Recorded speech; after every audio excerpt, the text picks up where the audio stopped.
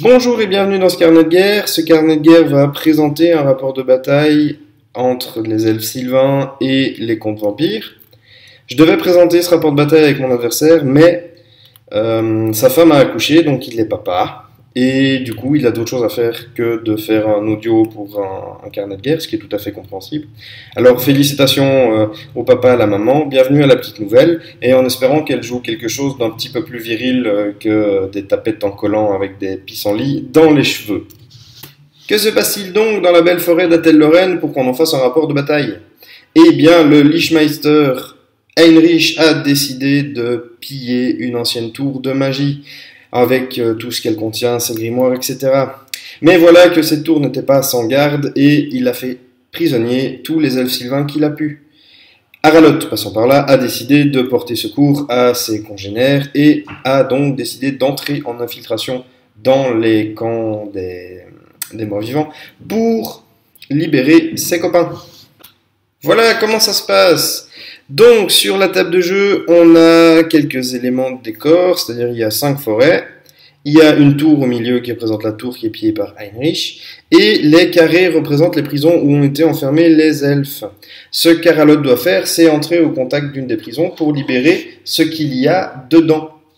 L'armée elfe sylvain est composée de 2000 points sans compter Aralot, et elle a été répartie en 5 parties de 500 points maximum. Toutes les prisons doivent contenir au moins une figurine. Et Aralot, donc, quand il arrive à la prison, c'est comme si les unités sortaient d'un bâtiment.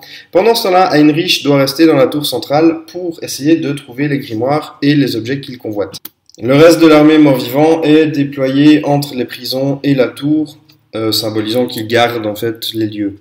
Ce qui se passe avec l'armée de contes vampires, c'est qu'elle fait 1500 points. Krell et Heinrich ne comptent pas dans le total des points de l'armée. Je ne pouvais pas choisir d'autres unités telles que des seigneurs ou des nécromanciens ou des vampires. Les seuls choix de héros qui me restaient étaient des banshees et des spectres. Donc on commence tout de suite le déploiement. Donc Heinrich, sa garde de garde des cryptes ainsi que Krell sont dans la tour en train de la fouiller. Au nord, pour garder la prison, une unité de ghouls avec une banshee et un spectre. Ensuite, à l'est, une unité de zombies. Au sud-est, une unité de squelettes. Au sud-ouest, une unité de squelettes avec un spectre. Et à l'ouest, on a une unité de zombies également. Le tout étant aidé de 2 unités de loup funeste, 2 unités de chauve-souris géante et d'un wargulf. Vous voyez que l'armée n'est pas extrêmement dure, mais ça fait partie du scénario. Aralot, quant à lui, pouvait se déployer sur n'importe quelle largeur de table, n'importe où, et il a choisi de le faire dans le coin est. Comme les contes vampires ne pensent pas être attaqués et que ils ne sont pas au courant qu'Aralot est dans le coin, toutes les unités des contes vampires ont un mouvement aléatoire 1d6. Le décompte des tours ne commence réellement que lorsqu'Aralot est découvert, c'est-à-dire s'il se trouve à moins de 6 pouces dans la ligne de vue d'une unité contre vampire, ou s'il libère une unité d'elfes. À ce moment-là, les contes vampires sont au courant qu'il y a une tentative pour délivrer et pour empêcher Heinrich de trouver ce qu'il veut, et le joueur contre vampire, c'est-à-dire moi, peut recommencer à avoir le contrôle des unités. Ça donne des choses assez bizarres, comme vous allez le voir sur les premiers mouvements de la partie. Et donc, nos unités, enfin mes unités de contes vampires, de zombies et autres, se déplacent aléatoirement au petit bonheur la chance. Pendant qu'Aralot se déplace furtivement pour essayer d'aller libérer les siens et d'éviter le regard des contes vampires. Donc voilà, vous pouvez admirer l'aléatoire des mouvements. Il y a des conciliabules chez les squelettes, les zombies, les ghouls essaient d'aller à droite puis à gauche, le wargulf décide de rester bien ancré dans la prison parce qu'il ne veut pas rater quelque chose. Enfin, ça a donné des bons éclats de rire à ce niveau-là. Il est à noter que les loups funestes ont quand même un odorat assez développé parce que on a quand même testé le scénario plusieurs fois avant de faire cette partie-là. Ils ont toujours plus ou moins senti Aralot quand il arrivait. Là, c'est un petit peu différent. Ils sont un petit peu perdus dans la pampa. Ils comprennent pas ce qui se passe. Et voilà le moment où Aralot arrive à une des prisons et libère les otages. Et c'est donc à partir de ce moment-là où on compte que le tour 1 a débuté. Et comme les unités sont considérées comme ayant quitté un bâtiment, elles ne peuvent pas bouger, donc c'est directement la phase de tir. Phase de tir qui se passe plutôt bien pour les Elfivins, parce que le marbre tire sur Melofinest, il les tue tous sauf un. Et les Sea Way Watchers tirent sur les chauves-souris géantes et en laissent une seule à 1 PV. Tour 1 des contes vampires, la chauve-souris géante qui reste décide de charger Aralot, car bien que tous les elfes puissent libérer leurs copains, si je tue Aralot, ça me fera des points. Donc, je fais charger. Bon, j'ai pas grand espoir de tuer Aralot avec une chauve-souris à 1 PV, parce qu'il tape en premier tout le Bataclan, mais voilà. Le reste des unités bougent et se reforment tant bien que mal pour faire face au côté où l'ennemi arrive. Je laisse volontairement le Warwolf face à la prison devant laquelle il est, parce que dedans il y a les archers et j'ai très peur de ce très très gros pavé d'archers. Phase de magie, et bien que n'ayant qu'un seul nécromancien, j'ai un très gros avantage parce qu'il n'a pas encore libéré sa magicienne. Henrich lance une invocation qui passe et qui fait repopper au maximum les chiens, les loups funestes, pardon, et les chauves-souris géantes. Ceux qui ont kiki un tout petit peu mon adversaire, mais c'est ça qui fait plaisir avec les morts-vivants, c'est qu'on peut relever tout ce petit monde. Les autres unités qui peuvent bénéficier de la relève en bénéficient également. Ensuite, j'essaie un regard de Nagash sur le marbre, je le passe, mais malheureusement, il n'y a rien du tout qui fait des dégâts. Corps à corps, bien évidemment, Aralot massacre mes chauves-souris, elle pop à la résolution, mais j'arrive quand même à arracher un point de vie sur le général elfe. Tour 2 des Elfsylvains, le marbre charge les loups funestes qui sont devant lui, et les Way Watchers et Aralot se mettent à l'écart pour éviter des charges, et Aralot pour aller libérer une autre unité. Il n'y a toujours pas de phase de magie, donc phase de tir, les Way Watchers tirent sur le Warwolf et lui arrachent un PV. Durant la phase de corps à corps, sans trop de surprise, l'homme arbre balaye sans problème les loups funestes et se reforme pour faire face aux ghouls. Tour 2 des contes vampires, les chauves-souris chargent l'homme arbre, ça le retiendra peut-être un moment. Toute la partie sud et ouest décide de bouger vers les elfes. Les ghouls avancent pour mettre la banshee à portée de cri et le warghoulf ainsi que les zombies, je les dispose de façon à gêner la sortie de l'unité qu'il y a dans la prison, c'est-à-dire les archers. Le plus possible pour pouvoir aussi charger après sans qu'il ait les tirs de contre-charge, etc. Phase de magie, Henrich étant toujours seul maître à bord, passe une danse macabre sur les chauves-souris, ce qui fait récupérer un point de vie également au Warwolf. Une vigueur infernale aussi sur les chauves-souris, donc elles sont bien boostées, elles sont chaudes comme la braise, et par contre il se fait dissiper la repop, qui est relativement logique. La Banshee crie sur le marbre et lui fait perdre 2 points de vie. Durant la phase de corps à corps, c'est sans trop de surprise aussi que les chauves-souris se font décaper par le marbre, malgré le fait qu'elles aient tous les bonus possibles et imaginables. Tour 3 des elfes, le marbre sentant quand même arriver des gros régiments décide de se planquer dans la forêt, et Aralot va en direction de la prison, libère les archers, et rejoint le régiment au moment de la libération. Avec les archers se trouvait une enchanteresse niveau 2 de la vie, et donc du coup elle va tenter de passer un des sorts. Elle réussit à passer un sang de la vigne sur les archers, ce qui fait également redonner un point de vie à le marbre. Je dissipe les êtres du dessous parce que je sens que c'est un sort qui va vraiment me casser les pieds. Phase de tir, l'ensemble de l'armée elfe décide de tuer le Warwolf qui est la menace la plus dangereuse, et ils ne lui feront perdre que 3 points de vie, ce qui est juste fantastique. Donc le Warwolf reste avec 1 PV. Tour 3 des contes vampires, charge des zombies et du Warwolf, ce qui, après réflexion, a été une grosse erreur de faire cette charge combinée sur les archers, mais tant pis, c'était fait, donc les deux arrivent au corps à corps. Charge également du régiment de squelettes sur l'homme arbre pour essayer quand même de dessouder ce gros morceau de bois. Le reste de l'armée avance en direction des elfes, mais ça commence à bouchonner, je ne sais pas encore très bien ce que je vais faire avec. Phase de magie, je réussis à passer une vigueur infernale sur les squelettes contre le marbre. Par contre, l'invocation de Naek est pâmée par le parchemin d'anti-magie qu'avait la magicienne. Phase de tir, ma Banshee éternue sur le marbre et ne lui fait rien du tout. Au niveau du corps à corps, les archers contre le Wargulf et les zombies. Malgré des très grosses pertes chez les zombies, le Wargulf fait vraiment un massacre et je crois que sur son piétinement plus ses attaques, il fait 10 morts.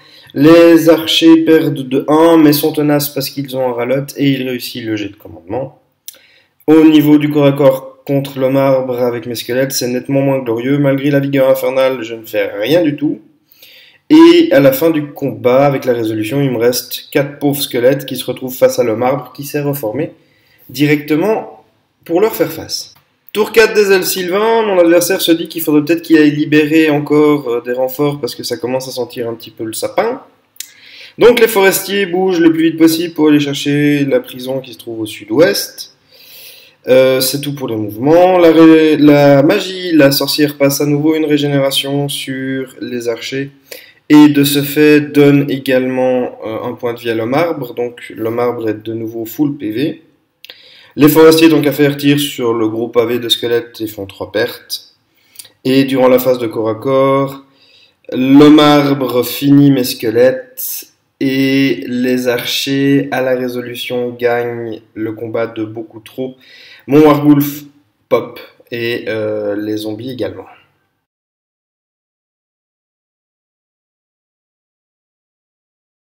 Tour 4 des contes vampires, les ghouls et les squelettes chargent le marbre, qui tirera sur les squelettes mais ne fera pas grand chose. Le reste bouge, je positionne mes loups funestes de façon à pouvoir charger les forestiers au cas où ils essayent de poursuivre leur route vers la prison. Durant la phase de magie, alors ça c'était une grande phase de magie, le vortex des contes vampires passe. Je le fais passer en plein sur les archers. Je fais une touche de force 3 et je ne blesse même pas. C'était un petit peu la honte. Ensuite, histoire de donner du peps à mes ghouls et à mes squelettes, je passe une danse macabre améliorée. À la fin de cette danse macabre, il me reste 2 dés. Je regarde mon adversaire et je lui fais bon, faut que je fasse double 6 pour passer la vigueur infernale améliorée. Je jette les dés et paf, double 6. Là, mon adversaire était comme ses collants, c'est-à-dire tout vert. Il n'a pas du tout aimé. Le fiasco que Heinrich a fait m'a fait un peu peur parce qu'il aurait pu disparaître. J'ai fait le fiasco 8 qui fait une touche de force, je ne sais plus combien sur les magiciens. Mais je fais 1 pour blesser, du coup Heinrich n'a rien du tout, c'est juste le pied. Phase de tir, la Banshee fait perdre 2 points de vie à l'homme arbre en criant dessus. Au niveau du corps à corps, les ghouls et les squelettes, plus le spectre qui est dans l'unité de squelettes, font perdre 2 points de vie à l'homme arbre, mais par contre, il gagne quand même le combat de 1 avec les pertes qu'il a infligées au squelette. Et je fonds un petit peu. Tour 5 des elfes sylvains, Aralot part en courant de l'unité d'archers pour aller libérer une autre prison, celle du nord. Les Waywatchers rentrent dans la forêt tout en se rapprochant de la prison qui se trouve dans le sud-ouest. Phase de magie, la sorcière elfe sylvain tente un tout pour le tout et balance les êtres du dessous. Il fait 22, moi je prends tous mes dés de dissipation, je les jette également, je fais 21 pour dissiper. Mon unité de garde des cryptes avec Heinrich et Krell dedans subit donc les êtres du dessous. En plus de ça, elle rend un point de vie à l'homme arbre. Heureusement pour moi, les êtres du dessous ne font pas grand chose aux gardes des cryptes. Heinrich et Krell survivent et seulement 5 gardes, je crois, sont attirés vers les tréfonds de la terre. Phase de tir, les archers tirent sur les zombies et font 6 morts. Les Waywatchers vont tirer sur les loups funestes et ne laisseront que Scooby-Doo dans la non-vie. Phase de corps à corps, alors c'est le retour des bras cassés parce que même avec tous les bonus qu'il y a sur les ghouls et les squelettes, je ne fais rien du tout. Mais de l'autre côté, l'homme arbre ne fait rien non plus. C'était vraiment fantastique comme phase de corps à corps. L'homme arbre perd le combat à la résolution, mais il reste au corps à corps. Tour 5 des contes vampires, l'unité de zombies du Nord décide de faire quelque chose, charge les archers, mais n'y arrive pas parce qu'ils se prennent un tir de riposte et perdent 5 des leurs. Heinrich sort de sa tour car il a trouvé ce qu'il cherchait. Le loup funeste va se mettre en position de gêner si possible les Waywatchers. Phase de magie, l'invocation est dissipée parce que mon adversaire n'avait pas très envie que je remette des loups. Mais par contre, la résurrection passe et je fais popper une unité de 10 zombies entre les Way Watchers et la prison. Ce qui l'a bien fait... Enfin bref, vous voyez ce que je veux dire. La danse macabre que je fais passer après sur les ghouls est aussi un succès. Et ça me permet d'être relativement serein sur le corps à corps à venir. Au niveau de la Banshee qui a décidé de faire ses preuves, elle hurle à la phase de tir sur un marbre qui décède. Donc du coup, mon sort d'avant n'a servi à rien, mais voilà. Et ben du coup, il n'y a pas de corps à corps, alors les unités restent plantées là comme des gros zombies. Voyant que Heinrich est tout près de foutre le camp, Aralot décide de courir le plus vite possible pour libérer ses amis elfes. Les forestiers font un détour et essaient d'éviter les zombies, ce qui les retarde grandement pour aller libérer leurs amis dans la prison. Au niveau de la phase de magie, la sorcière décide une fois de plus de tenter le tout pour le tout, car si Heinrich meurt, eh ben, la partie est cuite pour les contes vampires. Elle lance les êtres du dessous, c'est un iré, je ne peux pas dissiper. Je réussis à sauver Heinrich et Krell d'une mort horrible. Seulement 2 gardes des cryptes vont passer sous terre. La sorcière, par contre, quant à elle, fait son fiasco. Elle tombe sur une cascade dimensionnelle. Toute l'unité d'archers y passe et la sorcière finit dans le warp. Bien fait pour elle, elle n'avait qu'à pas tenter ce genre de choses. Les Way Watchers ne se démontent pas et finissent l'unité de chien au cas où ils décideraient de repopper. Il n'y a pas de corps à corps, on passe donc au tour 6 des contes vampires. Heinrich met les bouchées doubles, fait une marche forcée en direction du bord de table le plus proche. Lors de la phase de magie, je passe un regard de nagache sur les Way Watchers. J'en tue 3. Les 3 autres prennent leurs jambes à leur cou et foutent le camp. N'ayant plus aucune opposition, je fais une danse macabre, avec Heinrich également, sur l'unité de garde des cryptes. Ce qui me permet de refaire une marche forcée et à la fin de la phase de magie, Heinrich est hors de table avec les secrets qu'il a dérobés dans la tour de magie. Voilà la fin de la partie et on va comptabiliser les points de victoire. Au niveau des points de victoire, pour les contes vampires, Heinrich a passé ses 4 tours obligatoires dans la tour et engrange donc 4 points de victoire. Il n'a pas réussi à tuer Aralot, donc il n'a pas un point de victoire supplémentaire. En ce qui concerne les elfes sylvains, Aralot et ses amis n'ont réussi qu'à libérer 2 prisons. Ils n'engrangent que 2 points de victoire. Il s'agit donc d'une victoire pour les contes vampires. Voilà, j'espère que vous avez apprécié ce rapport de bataille. En tout cas, nous, on a pris beaucoup de plaisir à jouer les parties pour tester le scénario et la partie qu'on vous a montrée ici. Si vous désirez avoir le scénario, vous n'avez qu'à laisser votre email dans les commentaires ou m'envoyer un email à carnetguerre@gmail.com. Je vous enverrai volontiers le fichier Word du scénario. Et d'ici à la prochaine fois, eh bien, que les dés soient avec vous.